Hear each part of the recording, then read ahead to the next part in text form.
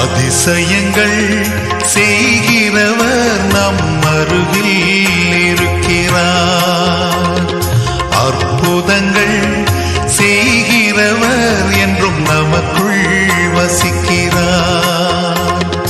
அதிசயங்கள் செய்கிறவர் நம் அருகில் இருக்கிறார். அற்புதங்கள் செய்கிறவர் என்றும் நமக்குள் வசிக்கிறார்.